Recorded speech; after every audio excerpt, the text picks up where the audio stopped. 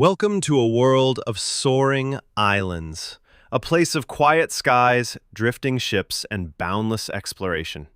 In this VR game, you pilot a fully customizable airship.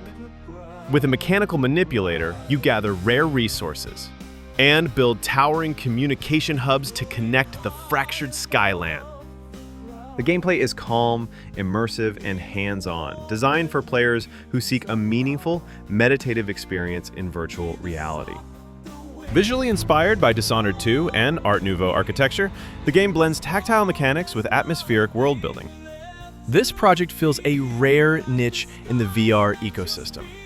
A non-violent, premium quality simulation with emotional depth and visual richness. An early prototype is already in development, aiming to launch on MetaQuest and Steam VR for around $30. We're now seeking partners to bring this vision to life, to build a resonant IP with long-term value, creativity, and community at its core. Imagine a world where space isn't black and silent, but endless sky. No ground, no horizon, just clouds, wind, and floating islands drifting like ancient sleeping giants. Some are small and green, others vast and wild, and between them, airships, flocks of birds, and sky trails etched by centuries of quiet travel. This is the world of the floating islands, a world shaped not by war or conquest, but by craftsmanship. Here, people live not to dominate, but to create.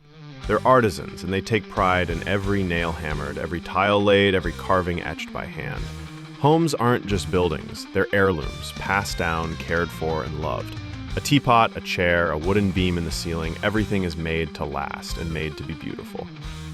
But not everyone shares this vision.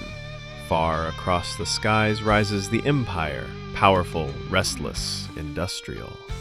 Where the artisans build with patience, the empire builds with force. They don't float on islands, they create flying dreadnoughts, massive airborne machines the size of cities, built to harvest, extract, and expand. They're not evil, just driven, hungry for resources. And the floating ore that keeps the islands aloft, the empire mines it faster than nature can replenish.